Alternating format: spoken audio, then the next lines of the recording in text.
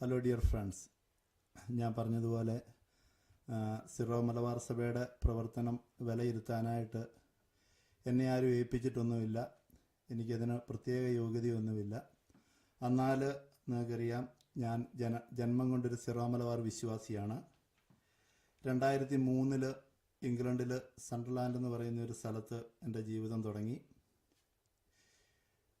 എന്നെ സംബന്ധിച്ചിടത്തോളം എൻ്റെ ലൈഫിൽ ഞാൻ ഇപ്പോഴേ എൻ്റെ ഇടവക സെൻറ്റ് ജോസഫ് പാരീഷ്, ഇവിടുത്തെ ഇംഗ്ലീഷ് പാരീഷാണ്. അതിലൂടെ എൻ്റെ ജീവിതത്തിൽ ഒത്തിരിയേറെ അനുഗ്രഹങ്ങൾ ലഭിച്ചു. ഞാൻ ഈ രാജ്യത്ത് ജീവിക്കുമ്പോൾ ആദ്യമേ തന്നെ പറയാം, എൻ്റെ ഒരു കൂറ് എൻ്റെ ഇംഗ്ലീഷ് ചർച്ചിനോടാണ്. കാരണം ഈ രാജ്യത്തെ ജലം, വായു, അതുപോലെ സമ്പത്ത് എല്ലാം അനുഭവിക്കുമ്പോൾ ഇവിടുത്തെ ഈ ചർച്ചിലൂടെ ഒത്തിരിയേറെ എനിക്കും എൻ്റെ കുടുംബത്തിനും അനുഗ്രഹം ലഭിച്ചിട്ടുണ്ട്. എന്നാൽ 2016 ഇവിടെ സിറോ മലബാർ ഇംഗ്ലണ്ടിലേക്ക് വരാൻ തീരുമാനിച്ചപ്പോൾ അതിനെ 100% സ്വാഗതം ചെയ്തു. എന്നാൽ ഇപ്പോൾ 8 മാസത്തോളമായി അതിൻ്റെ പ്രവർത്തനങ്ങളൊന്ന് വിലയിരുത്തുകയാണ്. ഇതിലൂടെ ഉദ്ദേശിക്കുന്നത്, നമുക്കറിയാം, സഭ, ആഗോള കത്തോലിക്ക സഭയും സിറോ മലബാറും എല്ലാം ഈശോയുടേതാണ്. ഞാൻ ഇംഗ്ലീഷ് ചർച്ചിനെ സ്നേഹിക്കുകയും സിറോ മലബാർ ചർച്ചിനെ വെറുക്കുകയും എന്ന് പറഞ്ഞാൽ അതിൽ എൻ്റെ ആധ്യാത്മികതയിൽ കാപട്യമുണ്ട്. എന്നാൽ അതിൻ്റെ പ്രവർത്തനങ്ങൾ തുറന്ന് വിലയിരുത്തുമ്പോൾ win win policy, Syro Malabar സഭയ്ക്കും അംഗീകാരം കിട്ടണം, അതുപോലെ ഇംഗ്ലീഷ് ചർച്ചും ഫ്ലറിഷ് ചെയ്യണം. ദൈവം എന്താണോ ആഗ്രഹിച്ചത് അതിവിടെ നടക്കണം. അതിനുവേണ്ടിയുള്ള ഒരു ഇവാലുവേഷനാണ്. ആദ്യമേ തന്നെ പറയുകയാണ്, ക്രിട്ടിക്കലായിട്ട് ഇവാലുവേറ്റ് ചെയ്യുമ്പോൾ പിന്നെ അതിൻ്റെ സജഷൻസ് എന്താണെന്നുള്ളത് ഞാൻ നിങ്ങളുമായിട്ട് ഷെയർ ചെയ്യുകയാണ്. നമുക്കറിയാം, ഈശോ മരിച്ച് ഉയർത്തെഴുന്നേറ്റു. ആ ഒരു പ്രത്യാശയാണ് നമ്മളെ മുന്നോട്ട് നയിക്കുന്നത്. എന്തെല്ലാം സംഭവിച്ചാലും അവസാനം ഈശോയുടെ രാജ്യം വരും. അതുപോലെ നമ്മുടെ നിത്യതയിൽ ഈശോയോടൊപ്പം നമ്മളായിരിക്കും. ആ ഒരു പ്രത്യാശയാണ് എന്നെ മുന്നോട്ട് നയിക്കുന്നത്. എന്നാൽ പറയേണ്ട കാര്യങ്ങൾ ഞാൻ സ്നേഹത്തോടുകൂടിയും തുറന്ന് നിങ്ങളുമായിട്ട് ചർച്ച ചെയ്യുകയാണ്. ആദ്യത്തെ എനിക്ക് പറയാനുള്ള ഒരു പോയിന്റ്, സിറോ മലബാർ സഭ വരുന്നതിനോടനുബന്ധിച്ച് ആദ്യം ഒരു മീറ്റിംഗ് വിളിച്ചു. ഇംഗ്ലണ്ടിലുള്ള എല്ലാ വിശ്വാസികളും ആ മീറ്റിങ്ങിൽ പങ്കെടുത്തു. ഞങ്ങൾ നിർദ്ദേശിച്ച ഒരു കാര്യം, അവിടെ പ്രിസ്റ്റണിലെ പ്രോഗ്രാം തുടങ്ങുന്ന സമയം കുറച്ചുകൂടെ നേരത്തെ ആക്കണമെന്ന് ആവശ്യപ്പെട്ടു. ഒത്തിരിയേറെ അൽമായർ അതിനെക്കുറിച്ച് പറഞ്ഞു, തീരുമാനമെടുക്കാമെന്ന് പറഞ്ഞു. പക്ഷേ അധികാരികൾ തീരുമാനിച്ച ആ കറക്റ്റ് സമയത്ത് തന്നെ മീറ്റിംഗ് നടത്തി. നമുക്കറിയാം, വലിയ ഫംഗ്ഷൻ തീരാറായപ്പോൾ 1 മണിക്കൂർ മുമ്പ് മഴ പെയ്തു. വിശ്വാസികളായിട്ടുള്ള അൽമായരൊന്നും മഴ നനഞ്ഞില്ല. അവിടെയുള്ള വൈദികരെല്ലാം മഴ നനയേണ്ടി വന്നു. ഞാൻ പറഞ്ഞത്, വിശ്വാസികൾ വിവരമില്ലാത്തവരായിരിക്കാം, ചിലപ്പം അധികാരം ഇല്ലാത്തവരായിരിക്കാം. എന്നാലും ഞങ്ങൾ പറയുന്നത് നിങ്ങളൊന്ന് കേൾക്കണം എന്ന് ആവശ്യപ്പെടുന്നു. രണ്ടാമതായിട്ട് ഒരു ബ്രെയിൻ സ്റ്റോമിംഗ് സെഷൻ സംഘടിപ്പിച്ചു. ബ്രെയിൻ സ്റ്റോമിംഗ് സെഷൻ എന്ന് പറയുമ്പോൾ hold a group discussion to produce ideas. Brain storming സെഷനിലോട്ട് UK അൽമായരോട് പല നിർദ്ദേശങ്ങളും ആവശ്യപ്പെട്ടു. ഞാൻ 10-16 പോയിന്റ് ടൈപ്പ് ചെയ്ത് ഇമെയിലായിട്ട് അയച്ചു. അതുപോലെ ആനുവൽ ലീവ് ബുക്ക് ചെയ്ത് പ്രിസ്റ്റണിൽ ചെന്നു. പക്ഷേ അവിടെ ചെന്നപ്പോൾ സംഭവിച്ചത്, സഭയുടെ അധികാരികൾ ചില സംഗതികൾ അവർ സെലക്ട് ചെയ്തു. അതിനെക്കുറിച്ച് മാത്രമാണ് ഡിസ്കഷൻ നടത്തിയത്. ഞാൻ പറയുന്നത്, UK 10-15 കൊല്ലം ജീവിച്ച് ഇവിടെ ഇംഗ്ലീഷുകാരുമായിട്ടൊക്കെ വർക്ക് ചെയ്ത് എന്നെ സംബന്ധിച്ചിടത്തോളം അതൊരു വളരെയേറെ ഒരു ഇൻസൾട്ടിങ് ആയിട്ടുള്ള ഒരു കാര്യമാണ്. ബ്രെയിൻ സ്റ്റോമിംഗ് സെഷൻ എന്ന് പറഞ്ഞാൽ എല്ലാവർക്കും പറയാനുള്ളത് പറയുന്നത് കേൾക്കുക, എന്നിട്ട് എൻ്റെ ഇഷ്ടമോ മറ്റുള്ളവരുടെ ഇഷ്ടമോ അല്ല, എല്ലാവരുടെ ഇഷ്ടം ഏതാണോ അത് തിരഞ്ഞെടുക്കുകയാണ്. ഈ 2 പ്രവർത്തനത്തിലൂടെയും പലപ്പോഴും എനിക്ക് മനസ്സിലാകുന്നത്, അൽമായർക്ക് പലപ്പോഴും നമ്മൾ സഭ വില കൊടുക്കുന്നുണ്ടോ എന്നുള്ള ഒരു കാര്യമാണ്. കാരണം ഞങ്ങളും സഭയുടെ ഭാഗമാണ്, നമ്മളെല്ലാവരും സഭയുടെ ഭാഗമാണ്. എനിക്കറിയാം, വൈദികർ, നിങ്ങളുടെ ജീവിതത്തിൽ എല്ലാ സുഖങ്ങളും വേണ്ടെന്ന് വെച്ച് യേശുവിന് വേണ്ടി നിങ്ങൾ ത്യാഗം സഹിച്ചത് എന്തിനു വേണ്ടിയാണ്? സ്വർഗം മിന്നൽ കണ്ടുകൊണ്ടാണ്. നിങ്ങൾ ഈ ദേശത്ത് വന്നത് എന്തിനു വേണ്ടിയാണ്? അപ്പോൾ നമ്മുടെ ഈ ദേശത്ത് ഒരു അഭിഷേകമാകണമെന്നുണ്ടെങ്കിൽ അൽമായർ പറയുന്നത് നിങ്ങൾ കേൾക്കണം. പിന്നെ എന്നെ സംബന്ധിച്ചിടത്തോളം ഉള്ള ഒരു കൺസേൺ, ഞാൻ ഇന്നലെ, നമുക്കറിയാം, മാതാവിൻ്റെ ഇവിടെ ഫാത്തിമയിൽ പ്രത്യക്ഷത്തിൻ്റെ ആ ജൂബിലി ആഘോഷിക്കുമ്പോൾ ഞാൻ സെഹിയോനിൽ ഒരു 1 ഡേ കൺവെൻഷന് പോയി. അവിടെ ചെന്നപ്പോൾ എനിക്ക് വളരെയേറെ വേദന തോന്നിയൊരു കാര്യം, അവിടെ ഒത്തിരിയേറെ ആൾക്കാരുണ്ടായിരുന്നു. 16,000 പേരോളം ഉണ്ടായിരുന്നു. ഇംഗ്ലീഷുകാരുണ്ടായിരുന്നു, ആഫ്രിക്കൻസ് ഉണ്ടായിരുന്നു, ഫിലിപ്പിനോസ് ഉണ്ടായിരുന്നു, അതുപോലെ എല്ലാവരും ഉണ്ടായിരുന്നു. നമ്മളവിടെ നമ്മുടെ സിറോ മലബാർ കുർബാന വളരെ പാടുപെട്ട് അത് ഇംഗ്ലീഷിലാക്കി ആണ് അവിടെ ചെല്ലുന്നത്. ഞാനൊരു കാര്യം നിങ്ങളോട് ചോദിക്കുന്നത്, എൻ്റെ അറിവില്ലായ്മ കൊണ്ടായിരിക്കാം. നമ്മുടെ ലാറ്റിൻ മാസിന് എന്താണ് കുഴപ്പം? നമ്മൾ ലാറ്റിൻ മാസ് ചൊല്ലിയെന്നോർത്ത് എന്തെങ്കിലും കുറവ് ആർക്കെങ്കിലും വരാറുണ്ടോ? ഞങ്ങളെ സംബന്ധിച്ചിടത്തോളം 2003 തൊട്ട് ഇന്ന് വരെ ലാറ്റിൻ മാസാണ് ഞങ്ങൾ കൂടുന്നത്. മാസത്തിലൊരു മലയാളം കുർബാനയുണ്ട്. നമ്മൾ എന്തിനാണ് അതിലൊരു തിരിച്ചു വ്യത്യാസം നമ്മൾ കാണിക്കുന്നത്? ഇവിടെ ഹെൻറിയട്ടാമൻ്റെ കാലഘട്ടത്തിലൊക്കെയുള്ള ഒരു പ്രതിഭാസമായിരുന്നു റോമുമായിട്ട് ബന്ധപ്പെട്ട എന്ത് സംഗതി ഉണ്ടെങ്കിലും നശിപ്പിച്ച് കളയുക എന്നുള്ളത്. റോമുമായിട്ട് ബന്ധപ്പെട്ട ബുക്കുകൾ തീ കത്തിച്ച് കളയുക, അതുപോലെ രൂപങ്ങൾ കത്തിച്ച് കളയുക, റോമിനെ സപ്പോർട്ട് ചെയ്യുന്നവരെ കൊന്നു കളയുക. രൂപങ്ങളൊക്കെ നശിപ്പിക്കുന്നതിന് പറയുന്നൊരു പേരുണ്ട്, ഐക്കണോക്ലാസ്റ്റ്, ICONOCLAST. അതായത് നമ്മൾ ഇവിടെയുള്ള ലാറ്റിൻ ചർച്ചിൻ്റെ എല്ലാം നമ്മൾ മാറ്റണമെന്നാണോ നമ്മൾ ആഗ്രഹിക്കുന്നത്? അത് ദൈവം ആഗ്രഹിക്കുന്ന ഒരു അവസ്ഥയാണോ? ഇത് മലയാളികളോട് അല്ലെങ്കിൽ ഇവിടെയുള്ള സിറോ മലബാർ വിശ്വാസികളോട് നിങ്ങൾ ചോദിച്ചോ? കാരണം നമുക്ക് ലാറ്റിൻ മാസ് ചെല്ലുന്നതുകൊണ്ട് നമുക്ക് വിശുദ്ധ കുർബാനയ്ക്ക് എന്തെങ്കിലും അഭിഷേകം കുറയുന്നുണ്ടോ? ഈ ഒരു കാര്യങ്ങളിൽ വ്യക്തമായിട്ടുള്ള ഒരു ഉത്തരം കിട്ടണം. അതുപോലെ കുഞ്ഞുങ്ങൾക്കെല്ലാം ഇഷ്ടം ലാറ്റിൻ മാസാണ്. അതുപോലെ ആ ഒരു കാര്യത്തിൽ ഒരു റിവ്യൂ നടത്തണം. അതുപോലെ വളരെ സെൻസിറ്റീവായിട്ടുള്ള വേറൊരു ഇഷ്യൂവാണ് പള്ളി വാങ്ങൽ. നമുക്കറിയാം എത്രയോ ആയിരക്കണക്കിന് പള്ളികളാണ് ഇവിടെ അടഞ്ഞു കിടക്കുന്നത്. ഉള്ള പള്ളികൾ തന്നെ ഇവിടെ റൺ ചെയ്തുകൊണ്ട് പോകാനായിട്ട് സാധിക്കുന്നില്ല. ഞാൻ ജീവിക്കുന്ന സണ്ടർലാൻഡ് എന്ന് പറഞ്ഞൊരു സ്ഥലത്ത് ഞങ്ങളുടെ ഹീറ്റിംഗ് സിസ്റ്റം 2 കൊല്ലം മുമ്പ് കേടായി. 50,000 പൗണ്ടാണ് പുതിയ ഹീറ്റിംഗ് സിസ്റ്റത്തിന്. ഞങ്ങൾ മലയാളികളടക്കം 200 പൗണ്ടോളം ഞങ്ങൾ കോൺട്രിബ്യൂട്ട് ചെയ്തു. പിന്നെ ഇംഗ്ലീഷുകാർ ചെയ്തു. 7,000 പൗണ്ട് വരെ കൊടുത്ത മലയാളിയുണ്ട്, 10,000 പൗണ്ട് കൊടുത്ത ഇംഗ്ലീഷുകാരനുണ്ട്. പല രീതിയിൽ അവരെ കൊണ്ട് ചെയ്യാൻ പറ്റുന്ന പോലെ ചെയ്തു. നമ്മളെ സംബന്ധിച്ചിടത്തോളം നമ്മളൊരു പള്ളി വാങ്ങി പോകുമ്പോൾ, ഇപ്പം സണ്ടർലാൻഡിൽ ഒരു പള്ളി വാങ്ങിയെന്ന് ഉദ്ദേശിക്കുക, ഇപ്പോൾ ഉള്ള ഇംഗ്ലീഷ് ചർച്ചിൽ നിന്ന് നമ്മൾ പോകുമ്പോൾ അവർ വീണ്ടും സ്ട്രഗിൾ ചെയ്യും. നമുക്ക് എന്തിനാണ് ഈശോ പള്ളി നൽകിയിരിക്കുന്നത്?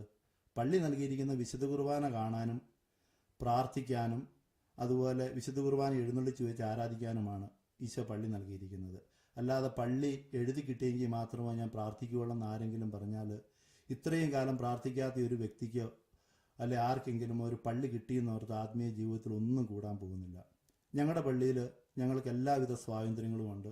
ഞങ്ങൾ എല്ലാ ദിവസവും 5:30 എഴുന്നേറ്റ് പ്രാർത്ഥിക്കുന്ന 3 കൊല്ലമായിട്ട് 24 മണിക്കൂർ സൈലന്റ് അഡോറേഷൻ നടത്തുന്നു. പള്ളി എല്ലാം സന്തോഷപൂർവ്വമായിട്ട് തരികയാണ്.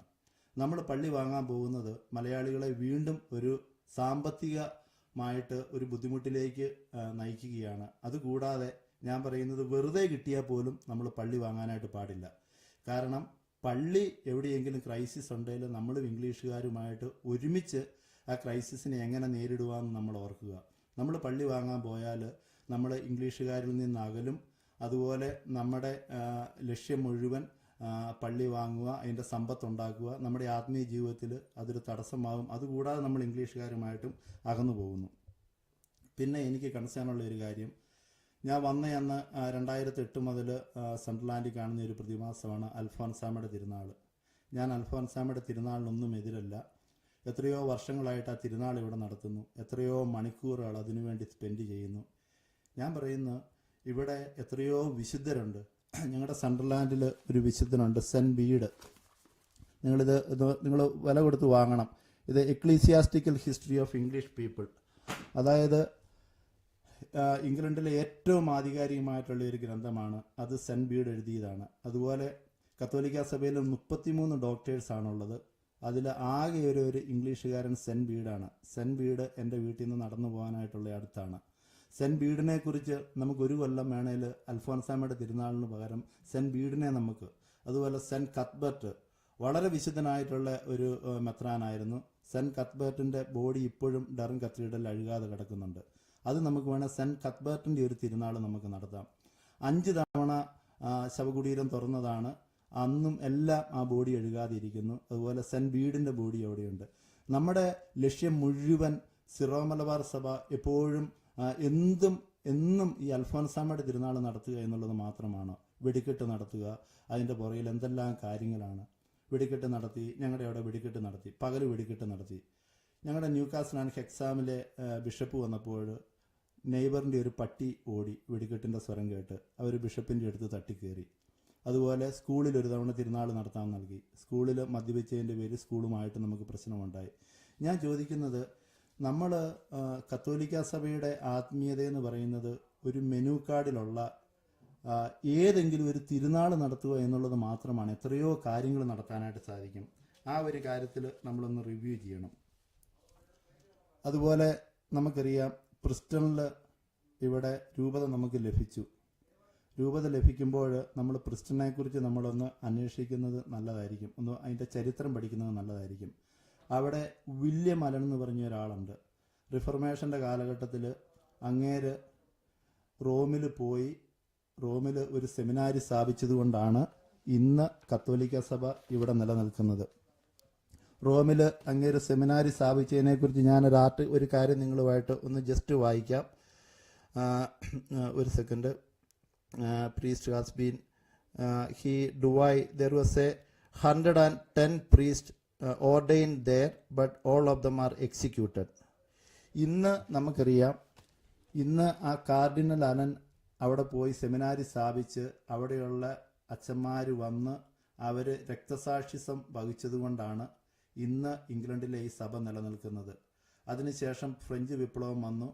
ആ സെമിനാരി നേരെ ഞങ്ങളുടെ അടുത്തുള്ള ഉഷവ് കോളേജ് എന്ന് പറഞ്ഞൊരു സ്ഥലത്ത് ഒരു ഡെർത്തോട്ട് മാറി.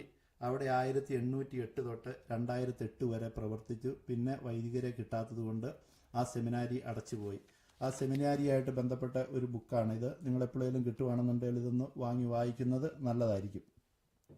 ഞാൻ പറഞ്ഞത്, ഒത്തിരിയേറെ പേര് ചോര നീരാക്കിയൊരു രാജ്യമാണ്. അവരുടെ ആ വിശ്വാസം, അവർ കൊടുത്ത വിലയാണ് നമ്മളിന്ന് ആഘോഷിക്കുന്നത്. പ്രിസ്റ്റണിൽ ഇവിടെ രൂപത ഈശോ നമുക്ക് നൽകിയിട്ടുണ്ടെങ്കിൽ നമുക്കെല്ലാം ഈ നശിച്ചുകൊണ്ടിരിക്കുന്ന രാജ്യത്തോടൊരു വിളിയുണ്ട്. അല്ലാതെ നമ്മൾ എന്തെങ്കിലും, ഫ്രാൻസിസ് പിതാവ് പറയുന്നത്, ഒരു പേഷ്യൻറ്റിനെ, എമർജൻസി ആയിട്ടുള്ള ഒരു പേഷ്യൻറ്റിനെ നിങ്ങളുടെ കൈ കിട്ടിക്കഴിഞ്ഞാൽ നിങ്ങൾ അയാളുടെ BP എടുക്കുകയോ അല്ലെങ്കിൽ കൊളസ്ട്രോൾ നോക്കുകയോ അല്ല ചെയ്യേണ്ടത്. നമ്മളെ സംബന്ധിച്ചിടത്തോളം ഇന്ന് ഈ രാജ്യം ഒത്തിരിയേറെ ക്രൈസിസിൽ നിൽക്കുമ്പോൾ നമ്മൾ അതിനനുസരിച്ച് നമ്മൾ പ്രവർത്തിക്കണം. അതുപോലെ നമുക്കറിയാം, സെൻറ്റ് തോമസ് മൂർ എന്ന് പറഞ്ഞാൽ, നിങ്ങൾ സെൻറ്റ് തോമസ് മൂറിനെ കുറിച്ച് പഠിക്കാത്ത ആരെങ്കിലും ഉണ്ടെങ്കിൽ നിങ്ങൾ സെൻറ്റ് തോമസ് മൂറിനെ കുറിച്ച് വളരെയേറെ പഠിക്കണം. സെൻറ്റ് തോമസ് മൂർ വളരെ വളരെ പ്രഗത്ഭനായ ഒരു വിശുദ്ധനാണ് ഇംഗ്ലണ്ടിലെ. സെൻറ്റ് തോമസ് മൂർ കൊല ചെയ്യപ്പെടുന്നതിന് മുമ്പ്, കൊലക്കളത്തിൽ കയറുന്നതിന് മുമ്പ് പറഞ്ഞത്, always Kings good servant but God first. അതായത് തൻ്റെ ഈശോയുള്ള സ്നേഹത്തെ പ്രതി തൻ്റെ ജീവൻ വരെ കളയാനായിട്ട് സെൻറ്റ് തോമസ് മൂർ മടി കാണിച്ചില്ല. ഏതായാലും 400-500 വർഷങ്ങൾക്ക് ശേഷം ബെനഡിക്ട് പിതാവ് ഇവിടെ വന്നപ്പോൾ സെൻറ്റ് തോമസ് മൂറിനെ കൊല ചെയ്ത വിധിച്ച ആ സ്ഥലത്ത് വെച്ചാണ് ഇവിടെയുള്ള എല്ലാ ബ്രിട്ടീഷ് പ്രധാനമന്ത്രിമാരെയും ബെനഡിക്ട് പിതാവ് ചലഞ്ച് ചെയ്തത്. ബെനഡിക്ട് പിതാവ് ചോദിച്ച ഒരു കാര്യം ഇതാണ്. അതായത് മാർഗരറ്റ് താച്ചർ, ജോൺ മേജർ, അതുപോലെ നമുക്കറിയാം Tony Blair, Gordon Brown, David Cameron, Theresa May അന്ന് പ്രധാനമന്ത്രിയായിട്ടില്ല, അവരോടെല്ലാം ആയിട്ട് ചോദിച്ച ഒരു കാര്യമാണ് Pope Benedict. Religion is not a problem for legislatures to solve, but vital contribution to national conversation. I would invite all of you to seek ways to promote and encourage dialogue between faith and reason at every level of national life. അതിന് മറുപടി പറഞ്ഞത്, David Cameron പറഞ്ഞത്, your holiness, you have challenged the whole country to sit up and think.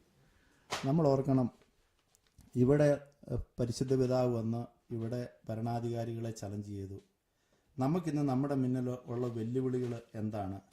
ഇന്ന് England എല്ലാ രീതിയിലും സമസ്ത മേഖലകളിൽ നിന്നും നമുക്കറിയാം ഈശോയെ വെളിയിലാക്കുകയാണ്. അഗ്രസീവായിട്ടുള്ള സെക്യുലറിസമാണ് എല്ലായിടത്തും. അതായത് ഒരു കുരിശ് ധരിച്ചാൽ അവരെ അനുവദിക്കുകയല്ല ജോലി ചെയ്യാൻ. വേറൊരു സൈഡിൽ അഗ്രസീവായിട്ടുള്ള ഫണ്ടമെൻ്റലിസം. അതായത് ഈശോയുടെ പേരിൽ ആൾക്കാരെ കൊല്ലുന്നു, അല്ലെങ്കിൽ ടെററിസം നടത്തുന്നു. ഇതിൽ നമുക്ക് എന്തെങ്കിലുമൊക്കെ ചെയ്യാനായിട്ട് സാധിക്കും. ഇലക്ഷൻ ഇപ്പോൾ വരികയാണ്. ഈ കുഞ്ഞുങ്ങളെ അബോർട്ട് ചെയ്യുന്നതിനെതിരേക്ക് ഒരു സ്റ്റാൻഡ് എടുക്കാനായിട്ട് സിറോ മലബാർ സഭയ്ക്ക് ആ മേഖലകളിലേക്ക് എന്തെങ്കിലും ഒന്ന് ചെയ്യാനായിട്ട് സാധിക്കുകയുള്ളൂ. നമ്മൾ ഈ നാടിൻ്റെ അവസ്ഥയനുസരിച്ച് നമ്മൾ പ്രവർത്തിക്കണം. അല്ലാതെ എന്തെങ്കിലും ഇവിടെ പള്ളി വാങ്ങുകയോ എന്തെങ്കിലുമൊക്കെ ചെയ്തിട്ട് എന്താണ് കാര്യം?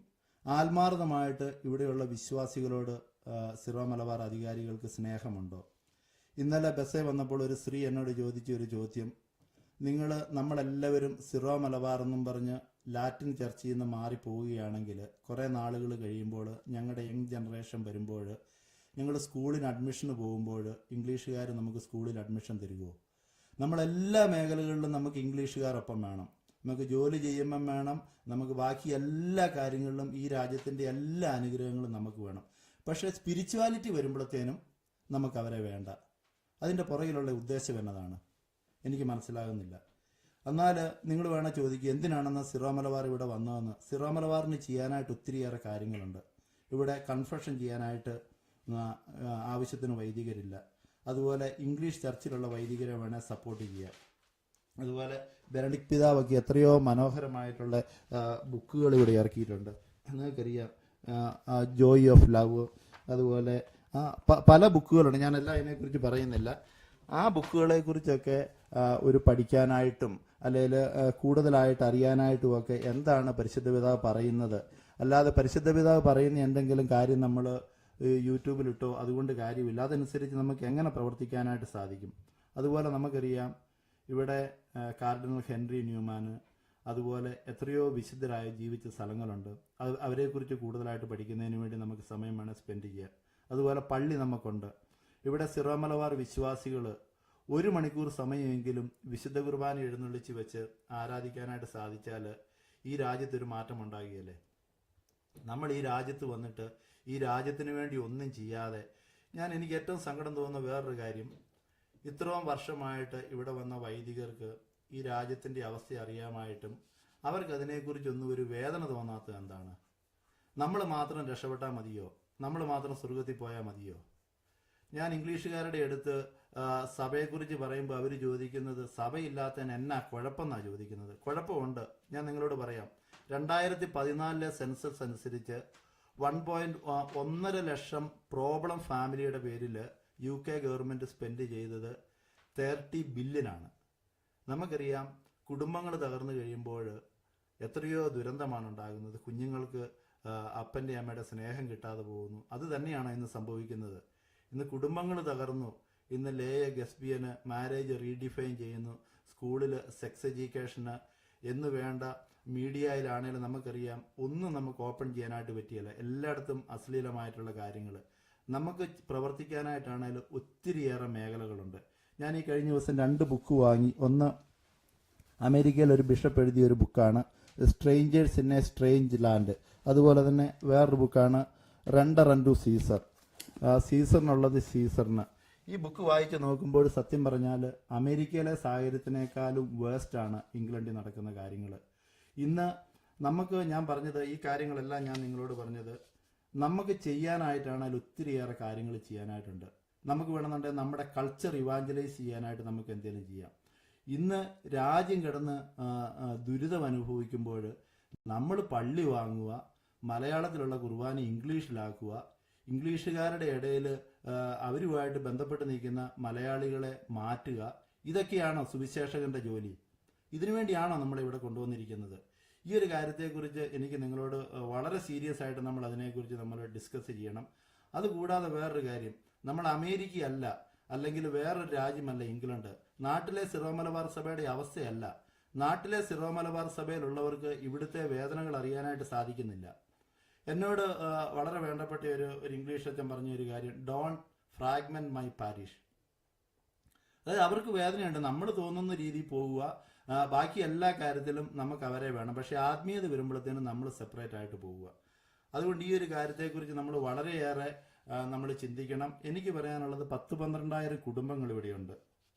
ആ കുടുംബങ്ങളുടെ വ്യൂ നിങ്ങളൊന്ന് ചോദിച്ച് മനസ്സിലാക്കണം. നിങ്ങൾ 10, 30, 40 വൈദികരെ കൊണ്ട് ഇവിടെ ഒന്നും ചെയ്യാനായിട്ട് സാധിക്കുകയില്ല. ഇവിടെയുള്ള മലയാളികൾ വിശ്വാസമുള്ളവരുണ്ട്, വിശ്വാസം കുറഞ്ഞവരുണ്ട്, ധ്യാനത്തിന് പോകുന്നവരുണ്ട്, പോകാത്തവരുണ്ട്. നമ്മളെ സംബന്ധിച്ചിടത്തോളം നമുക്കെല്ലാവരെയും നമുക്ക് ഈശോയിലേക്ക് കൊണ്ടുവരണം. അത് ചിലപ്പോൾ ബുദ്ധിമുട്ടായിരിക്കും, എന്നാലും സ്നേഹത്തോടുകൂടി നമ്മൾ അവരെ കൊണ്ടുവരണം. അതുപോലെ യൂത്തിനൊക്കെ വേണ്ടിയിട്ട് നമ്മൾ ഇന്നവേറ്റീവായിട്ട് എന്തെങ്കിലും കാര്യങ്ങൾ ചെയ്യണം. അതുപോലെ നമുക്കറിയാം ഈ രാജ്യത്ത് എത്രയോ ചാരിറ്റികൾ നടക്കുന്നു. ഇന്നൊരു സഹോദരന് സ്റ്റെം സെല്ലിന് വേണ്ടി വേദന അനുഭവിച്ച് കിടക്കുകയാണ്. നമ്മുടെ സിറോ മലബാർ സഭ അതിനുവേണ്ടി എന്തെങ്കിലും ഒരു ഇനിഷ്യേറ്റീവ് എടുത്തിട്ടുണ്ടോ? അതുപോലെ സുഡാനിൽ കോടിക്കണക്കിന് ആൾക്കാർ പട്ടിണി കിടക്കുകയാണ്. നമുക്കിത് വല്ലതും ബന്ധമുണ്ടോ? ഞാൻ ചോദിക്കുന്നത്, നമ്മൾ ചില മേഖലകളിൽ ചാരിറ്റിയുടെ മേഖലകളിലൊക്കെ നമ്മൾ കൂടുതലായിട്ട് ഇടപെടുക. അങ്ങനെ വന്നു കഴിയുമ്പോഴത്തേനുമാണ് കൂടുതലായിട്ട് നമുക്ക് ഇതിലൂടെ ഒരു അനുഗ്രഹം കിട്ടാനായിട്ട് പോകുന്നത്. അതുപോലെ ഇന്നലെ സോജിയച്ചൻ്റെ അവിടെ നിന്ന് പറയുന്നത് കേട്ടു, സിറോ മലബാർ സഭ ധ്യാന സെൻറ്റർ തുടങ്ങാനായിട്ട് പോവുകയാണെന്ന്. നമുക്ക് എന്തിനാണ് ധ്യാന സെൻറ്റർ? ധ്യാനങ്ങൾ എത്രയോ നമ്മൾ കൂടിയതല്ലേ. നമ്മൾ വെറുതെ ബൈബിള് കുറെ കാണാതെ പിടിച്ചിട്ടോ കുറെ ധ്യാനം കൂടിയിട്ടോ കാര്യമുണ്ടോ? നമുക്കിനി ഇറങ്ങി പ്രവർത്തിക്കേണ്ട സമയമാണ്. ബെനഡിക്ട് പിതാവ് പറയുന്ന ഒരു കാര്യം, നിങ്ങൾ എന്തെല്ലാം കുറവുകൾ നിങ്ങളുടെ ജീവിതത്തിലുണ്ടെങ്കിലും നിങ്ങൾ പ്രവർത്തിച്ചു തുടങ്ങുക. പ്രവർത്തിച്ചു തുടങ്ങുമ്പോൾ നമുക്ക് കൂടുതലായിട്ട് ദൈവാനുഗ്രഹത്തിലേക്ക് വളരാനായിട്ട് സാധിക്കും. അതുകൂടാതെ എനിക്ക് പറയാനുള്ള ഒരു കാര്യം, ഇത് ബ്രിട്ടീഷ് ലൈബ്രറിയിലുള്ള കാര്യങ്ങളാണ്. ഇത് Bible in the British library. അതായത് ഈശോയെക്കുറിച്ച് അല്ലെങ്കിൽ ഈശോ ജനിച്ചോ ഈശോ മരിച്ചോ ബൈബിളുണ്ടോ ഇതിനൊക്കെയുള്ള പ്രൂഫുകൾ നമ്മുടെ രാജ്യത്തുണ്ട്. നമ്മുടെ മക്കൾക്ക് വിശ്വാസമില്ലേര് അവരെ അതൊക്കെ പോയി കൊണ്ട് കാണിക്കുക, കൂടുതലായിട്ട് പഠിക്കുക. അതുപോലെ എത്രയോ വിശുദ്ധരുടെ എത്രയോ മനോഹരമായ സ്ഥലങ്ങളുണ്ട് ഇംഗ്ലണ്ടിലുമൊക്കെ. അതുപോലെ കാർഡിനൽ ഹെൻറി ന്യൂമാന്റെ ഒറേറ്ററി ഉണ്ട് ബർമിംഗ്ഹാമിൽ. എത്രയോ എൻറിച്ച്ഡ് ആയിട്ടുള്ള സ്ഥലമുണ്ട്. നമ്മൾ ജീവിതം മുഴുവൻ അൽഫോൻസാമയുടെ ഒരൊറ്റ തിരുനാൾ മാത്രം കോൺസെൻട്രേറ്റ് ചെയ്ത്, അൽഫോൻസാമ നല്ലതാണ്, എനിക്ക് അൽഫോൻസാമയുടെ യാതൊരു വെറുപ്പുമില്ല. പക്ഷെ നമ്മളൊരു കാര്യം ഓർത്ത് വാങ്ങണം, ആയിരക്കണക്കിന് വിശുദ്ധരെ പോലെ ഒരു വിശുദ്ധയാണ് അൽഫോൻസാമ. അൽഫോൻസാമ സ്വർഗത്തിൽ ഏതായാലും എത്തിയിട്ടുണ്ട്. നമ്മൾ കൂടുതൽ തിരുനാൾ നടത്തിയിട്ട് ഇനിയിപ്പോൾ അൽഫോൻസാമയെ നമ്മൾ സ്വർഗത്തിൽ ഇനി എത്തിക്കേണ്ട കാര്യമുണ്ടോ? നമ്മളെല്ലാ വിശുദ്ധരെയും കുറിച്ചും അറിയണം. വിശുദ്ധരെക്കുറിച്ച് കൂടുതൽ പഠിക്കുമ്പോൾ നമ്മൾ കൂടുതലായിട്ട് നമുക്ക് ഈ രാജ്യത്തെ സ്നേഹിക്കാനായിട്ട് സാധിക്കും. സെന്റ് തോമസ് മൂർ പോലെ ജോൺ ഫിഷർ എത്രയോ കോൺട്രിബ്യൂഷൻ ചെയ്ത ഒരു ബിഷപ്പാണ്. ജോൺ ഫിഷറിനെ കുറിച്ച് നമ്മൾ കൂടുതലായിട്ട് പഠിക്കണം. ഞാൻ ഇതെല്ലാം പറഞ്ഞത് ഞാൻ ആരെയും വേദനിപ്പിക്കാനോ ഒന്നുമല്ല. പക്ഷെ ഒരു കാര്യം, ഇവിടെയുള്ള കാര്യങ്ങളിൽ ദൈവത്തെ ഓർത്ത് ഞങ്ങളെയും കൂടെ നിങ്ങൾ ഉൾപ്പെടുത്തണം. നമ്മൾ ഒരുമിച്ച് നമ്മൾ കാര്യങ്ങൾ അതുകൂട്ട് ആലോചിക്കണം. അതുപോലെ ഇവിടെയുള്ള ഇംഗ്ലീഷ് വൈദികരോടുകൂടെ ചോദിക്കണം, ഞങ്ങൾ എന്താണ് ചെയ്യേണ്ടത്. നമ്മളെല്ലാവരും സ്വർഗത്തിൽ പോകാനായിട്ടാണ് ഈശോ ഉദ്ദേശിക്കുന്നത്. അല്ലാതെ നമ്മൾ എന്തെങ്കിലുമൊക്കെ കാണിച്ചിട്ട് നാട്ടിൽ സിറോ മലബാർ സഭയുടെ ഒരു വളർച്ച കാണിക്കാനായിട്ടുള്ള ഒരു രൂപതയല്ല ഇവിടെ. നമ്മളെ സംബന്ധിച്ചിടത്തോളം രണ്ടാം വരവിന് മുമ്പായിട്ട് നമുക്ക് ചെയ്യാൻ പറ്റുന്നത് എല്ലാം നമുക്ക് ചെയ്യണം. ഓക്കെ, ഞാൻ ഈ പറഞ്ഞത് നിങ്ങൾ പോസിറ്റീവായിട്ട് എടുക്കുമെന്ന് പ്രത്യാശിക്കുന്നു.